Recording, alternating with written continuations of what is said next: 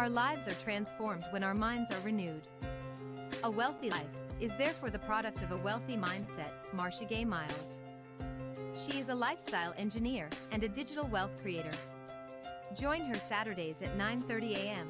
for Wealth Mindset on UMERADIO, WUMERADIO, New York.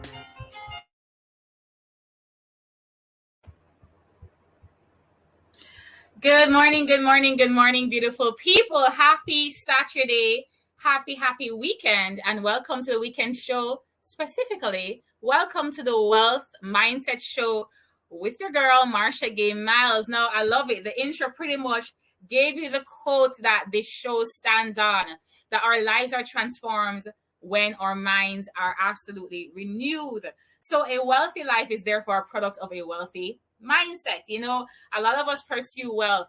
A lot of us do desire wealth. If we're going to be honest with ourselves, we really do want to be wealthy, and not just financially, in all areas of our lives. However, it really does not start with where most of us start. So many of us start with the practical things, with the sweat equity, with the energy, with the learning, but it really starts with the right mindset. There's a book I want to quote right now, The Science of Getting Rich. And that book speaks that successful people do certain things in certain ways. So if you want a certain outcome, there are certain things you must do. And when it comes to wealth, you just need to learn what are the right things to do to be wealthy. And like I mentioned, one of the core and fundamental things you must do to generate wealth is to develop the right wealthy mindset. Now, I'm actually joining you all the way from Kingston, Jamaica. So big up to Jamaica, big up to the Caribbean. And I'm a lifestyle engineer. My professional background is engineering, but in all aspects of my life, I am engineering and re-engineering. And I'm also a digital wealth creator. So I absolutely love building my wealth portfolio digitally, hint, right? And I'm doing this from Jamaica to the world. And just like how we're streaming right now from Jamaica to the world. There's an observation I've had, however, as I've continued on this journey, is that so many people are getting it wrong when it comes to generating wealth. It's not just the fact that we need to know the practical steps, but we have to understand the spiritual steps and the mindset steps to generating wealth. So this show is really and truly positioned to ensure that we're helping all of us, because I struggle with it too. I'm on my journey, right? And I am absolutely excited for those who are listening in and watching in, that you are also on your journey. And I'm sure that this show is positioned to make sure that you understand that once your mind is properly set, you'll be set up to create the wealth you desire. Now, our hot topic for this week. Now, I am so excited for this topic. I am honestly letting you know personally, I am excited for this topic because it was one that eluded me. The concept of it, I didn't quite understand for such a long time. And when I finally got a grasp of what this meant, I realized, well, if I didn't understand, then there are so many of us that don't.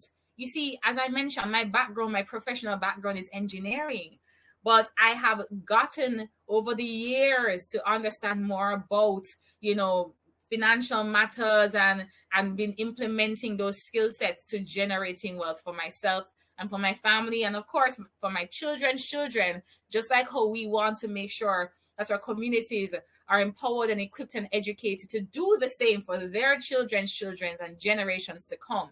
That's what this show is about. This topic is one that is super important. It is a recurring decibel right now. We keep hearing it here and there. There's a reason why we keep hearing it, because it's something that we have to understand so that we can position ourselves to truly, really generate wealth. We're going to talk about the inflation invasion, right? The inflation invasion. If you're listening and you're going, what did she just say? Did I just make that word up? I promise you I did not. Inflation. Now, I am extracting this article from an ABC News article that was published on February the 10th, right? Just a few days ago this year. The US inflation is at its highest in 40 years with no let up in sight. I'm going to repeat. That's the opening line of this title from the article from ABC News. US inflation highest in 40 years with no let up in sight. That's alarming. It really is. Now, let me put this into perspective, because one of the things that I'm passionate about is ensuring that complex matters, things that are going over our heads, are understood by the masses. But let me continue a little bit into this article. You see, inflation has soared over the past year, and it is at the highest rate in 4 decades, 40 years, hammering America's consumers, wiping out pay raises, and reinforcing the Federal Reserve's decision to begin raising borrowing rates across the economy. Inflation soared over the past year at its highest rate in 4 decades, right? I want to break all of that down for you. Let's bring it to simpler terms that everyone can understand, right? It is, this article is saying this inflation that we're being invaded with is at its highest ever in the last 40 years. Okay, we understand that. What it is doing is for consumers, and it says America's consumers. I live in Jamaica. There's a saying that says, when America catches a cold, right, Jamaica starts to sneeze. The Caribbean starts to sneeze. You see, America is a first world country. We are third world countries in the same region. So once it affects them, it's going to affect us, and we are seeing the same results right now. And inflation is at its highest it's ever been right here in Jamaica as well. And what it is doing, according to this article, and it is doing it here locally as well, is that it is hammering us. Who is a consumer? Everyone that purchases anything in a country. That's a consumer. It's wiping out pay raises. What does that mean? Even though we're seeing increments, small increments in what you may be earning if you're working a salary, it's almost like it's not doing anything. That's what it's doing. And it's reinforcing the Federal Reserve. Now, the Federal Reserve is the central bank of America. We have one in Jamaica, the Bank of Jamaica. You see, those institutions are now going to have to make decisions for our economy. And one of the decisions they're making is to, hey, we're going to raise the borrowing rates, meaning if you need to take a loan, it's not going to be at the rate it was before. They're going to increase that interest rate. We spoke about loans before once on an episode, which means it's going to be more expensive to pay it back. I wanted to break that article out a little bit for you. I need you to understand, therefore, how the gravity of this conversation. And I'm actually going to step out of the way very quickly because I have so many opinions. I could speak so much on this particular topic. But you see, we're here to create wealth. So we're going to focus on the main thing. And we cannot no longer be victims, but rather victors. If we're being invaded by inflation, we have to intercept this invasion. So we're going to now go over to our topic of discussion, intercepting inflation with investing. Today, we're drawing a line in the sand and we're seeking to truly understand even more about inflation, how it affects us, and most importantly, what can we do about it? Because as you just heard, if I'm getting a pay raise, it's wiping it out. It's more expensive to live in the country as a consumer. It's more expensive to borrow and pay that back. Wow, what is this inflation? So I'm going to jump right into my special guest I have this morning, and I'm super excited to hear his perspective on this particular topic. Now, returning to the Wealth Mindset Show is financial analyst, a financial services professional. He is a portfolio manager with one of the leading investment institutions right here in Jamaica. He is the founder of Wealth Watch JA, and he's also an youth awardee. So he's a millennial Prime Minister Youth Awardee, Mr. Julian Morrison himself. And he's here to bring expertise, education, so that we can feel empowered and equipped to intercept this invasion of inflation. So, Julian, welcome to the conversation again. I'm so happy to have you. Yeah, thanks for having me, Marsha. It's always a great time, yeah? Yes, it is. All right, so we're going to dive right into it because we only have a short period of time, and there's a lot that I want um to peel back these layers on. Now, this topic of inflation. First of all, you are a financial professional. This is something you studied. You have the background, but that's a small percentage of individuals in our population in the world that really understands that perspective of inflation. So I want you to, for want of a better word, dumb it down for us, right? What is inflation? Okay, so inflation is the general increase in the price level in the economy. So this can happen for a myriad of reasons. So let's think about inflation like a fever. Fevers occur in the body for different reasons. All fevers are not created equal, and I think we can agree on that. So you Yes. can get a fever that's really bad, you can get a fever that's mild, you can get a fever that's average. Same thing with inflation. You can get inflation that is mild, inflation that is severe, and inflation that is pretty much low.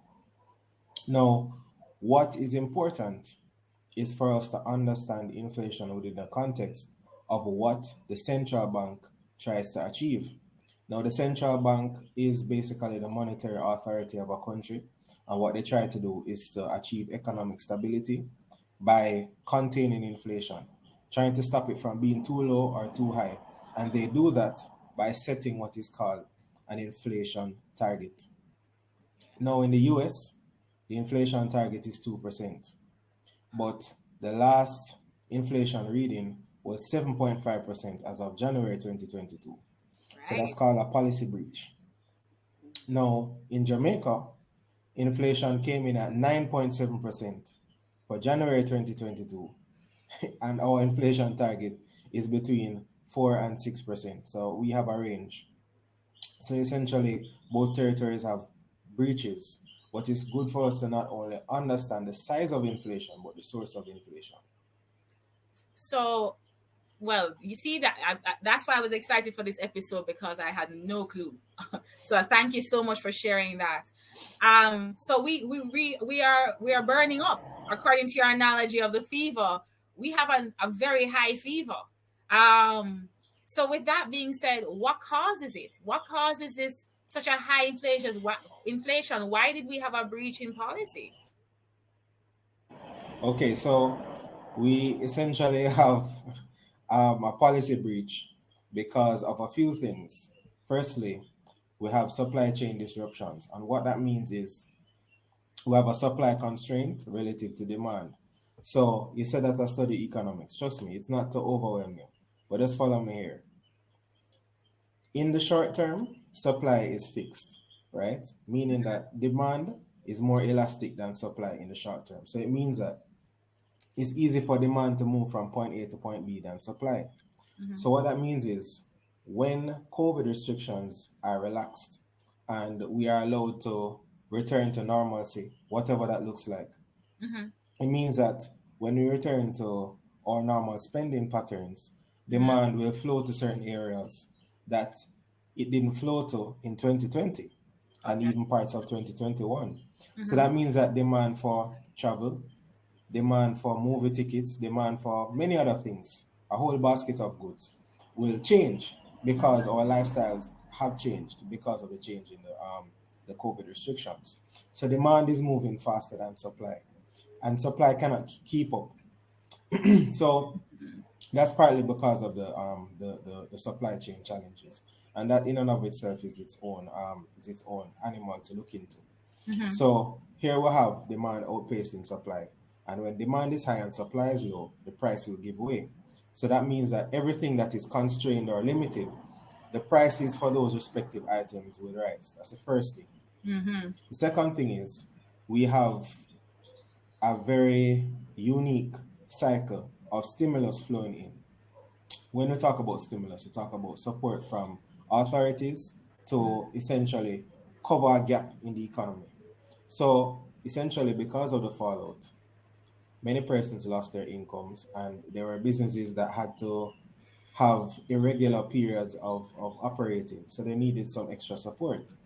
So the monetary authorities, they did what they could. They injected money into the system, both in the US and in Jamaica.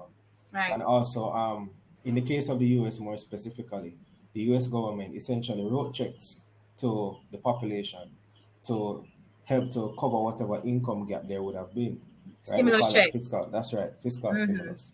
Now, the Right. importance of that is ties back to our first argument. It helps demand to stay at a certain level. Mm-hmm. So demand is not only elevated because of the relaxation of restrictions, but there are people who wouldn't have necessarily spent those funds in the pandemic, but they might be spending it now because those funds might be saved. Mm-hmm. Some of it would have gone into other areas like investment accounts or wherever else for those who have excess. But there are persons who might have saved who might be spending those funds now. So Mm-hmm. you have demand again rising faster than supply. We have oil prices rallying. Oil prices are rallying because of airplanes being more active than they were last year. And Mm-hmm. airplanes, the travel industry consumes a lot of energy. Mm-hmm.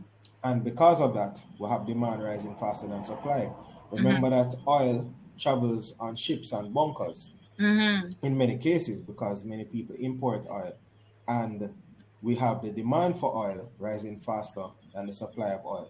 So there are many things happening at the same time. Raw material prices are going up. So you're talking about wheat, you're talking about pretty much everything that can be used to create products and services.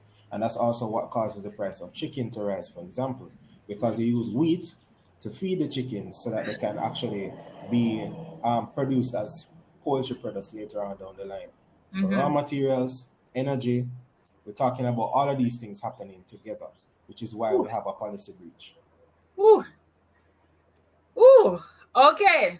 All of these Right. things are happening at the same time.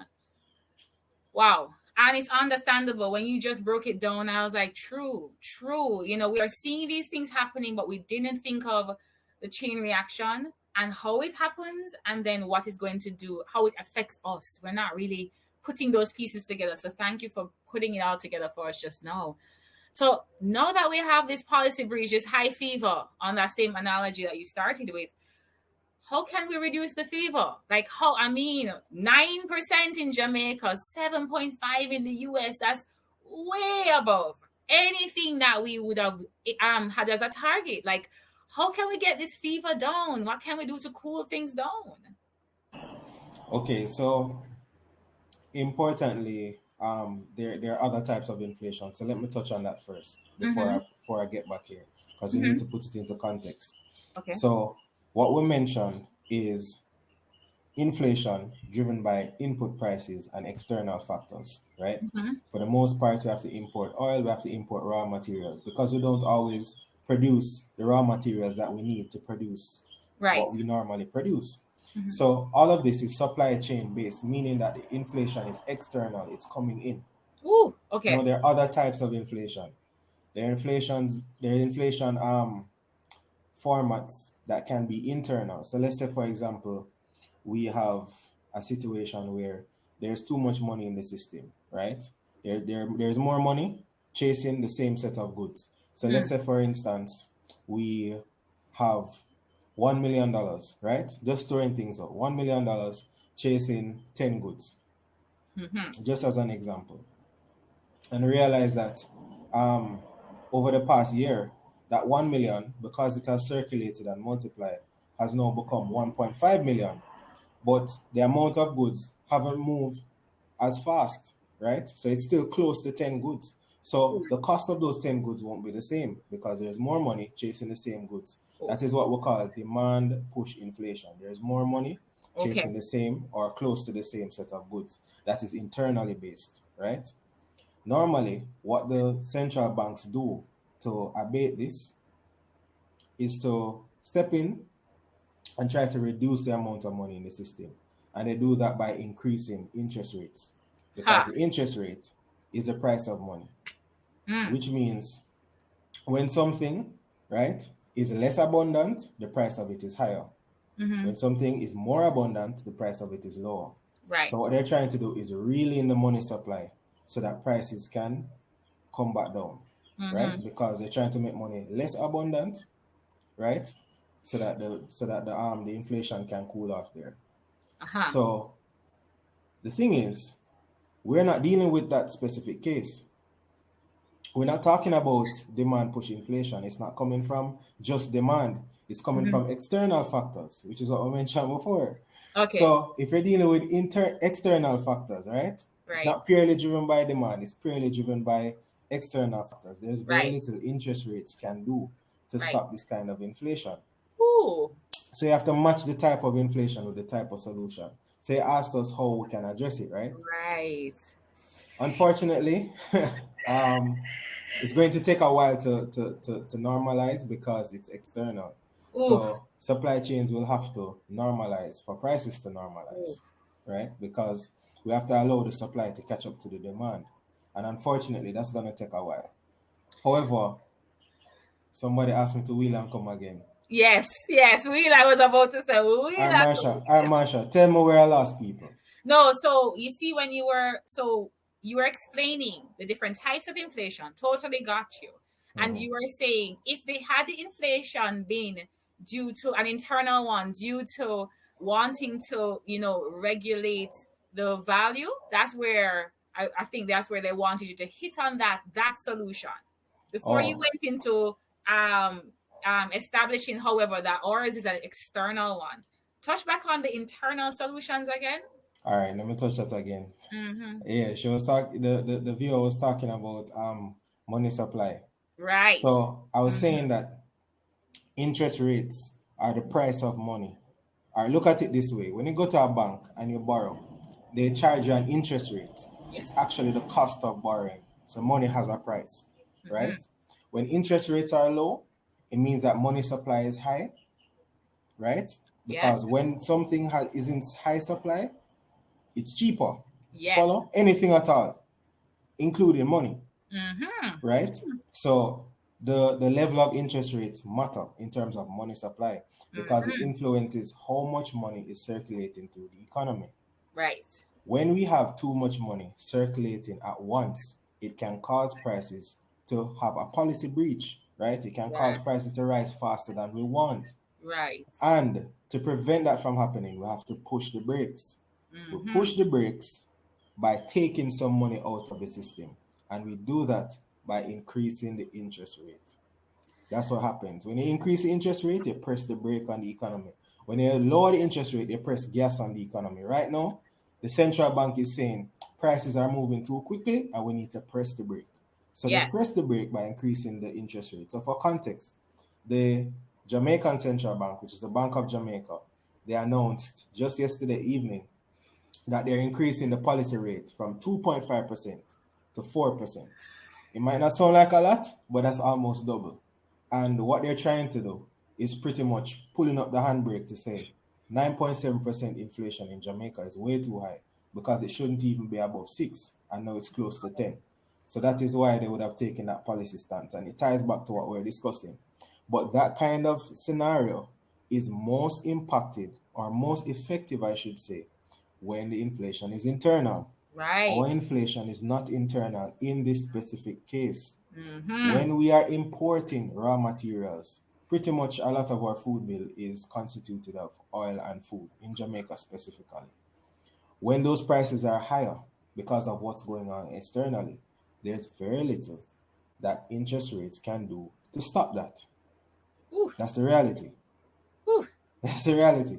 The central bank might not say this, but that's the reality.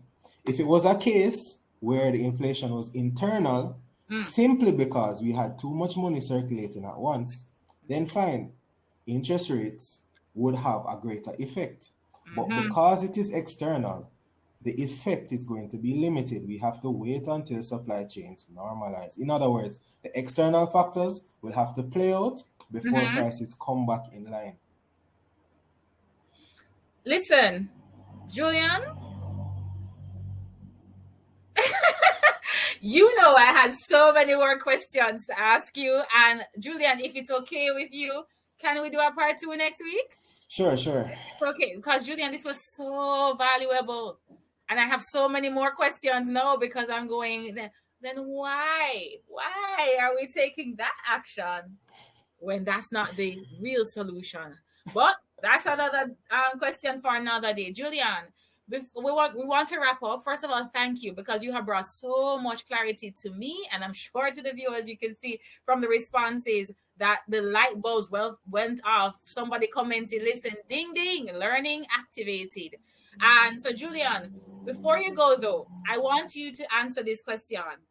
What is a good beginner book or resource for us to start understanding a little bit more about inflation, or even a beginner resource to understand why investing, like open up our eyes around understanding these concepts of how money moves and so on from a beginner level? Why am I asking that? And why am I talking about investing, viewers? Because hint, hint, that's actually going to be a major solution for us. You see, you heard everything Julian just spoke about, and you're thinking, oh, central banks, oh, supply chain, oh, all of those are the big things above us. No, you see, what it's doing is now affecting us. That's why the article says it's canceling our pay raises. It's making it seem as if anything we do to get more money, it's not really going to be effective, because we're still experiencing higher prices, higher costs, higher interest rates, and so much more. So we need to do more with our monies. Our money flow needs to do so much more, and investing is the answer. So what's a good book? What's a good book you say as a beginner to open up our minds to understanding why investing is important? Well, I don't know of one book specifically, but I can recommend a few. Sure. So there is Rich Dad Poor Dad by Robert Kiyosaki. Yes. There is also The Richest Man in Babylon. I think it's by George S. Clayson. Absolutely. Right? And there are a few others. Because what happens is that these books, they might have different areas of emphasis and specialization, right? Right. But the key is to and here let me just highlight something specific that might not be in a book. Right. The key is to understand ourselves, because a lot of our issues are tied to money trauma, right? Have negative experiences with money, and there's very little investing courses and investing books can do to eradicate this. So we need to look into doing therapy within this context, talking about some of our discomfort around money, so we can start to address those areas so that we can have healthier spending patterns. And when we have healthier spending patterns, it will help us to be able to have more investable funds. So if I have money trauma that's unresolved, and I'm reading all these investment books are going to seem like a mismatch. It's going to feel like a scam, or it doesn't make sense, especially with inflation at 9.7%. Right. So it's important for us to take a holistic approach with the books and with other areas of reflection and self-work. Julian, icing on the cake. We're going to continue this conversation next week. We may need more than that too, because what you just touched on is absolutely a topic in itself of discussion. Julian, thank you so much for joining us. You can find Julian WealthWatchJA on Instagram, right? Any other handle for you? It is Julian Invests. Julian Invests _. That's my handle. That's my handle on Twitter. That's my handle on IG, and of course WealthWatchJA as well. Absolutely. Julian, thank you so much for your time. Thank you so much for your wisdom. Ladies and gentlemen, you just heard it here on the Wealth Mindset Show. At the end of all that discussion, it went back to internal and, of course, our mindset. It's been your girl, Marsha-Gaye Miles. Thank you for joining us. I'm 100% sure you are inspired, educated. Come back next week. Watch this again and be prepared for next week's conversation. And you know what I love is that we are setting you up for so many more greater things, because right now joining us next is Shola Smith with business and branding. And as entrepreneurs, having experienced the impact of inflation, we now need to be set up with practical tips to now counter that and prepare ourselves for that. So I'm going to actually throw this now to Shola, and Shola is going to be joining you and blessing you with even more. God bless you. Hey, Shola. Hey, how you doing, Marsha? I'm doing absolutely amazing. I'm so excited to hear how you're going to help our entrepreneurs do even more. Absolutely. That was some great content that Mr. Julian, some great financial tips and understanding and clarity that he just shared. So I'm pretty excited about today's show. It's UMERADIO, touching your airwaves like something you've never heard before. UMERADIO. Listen to you.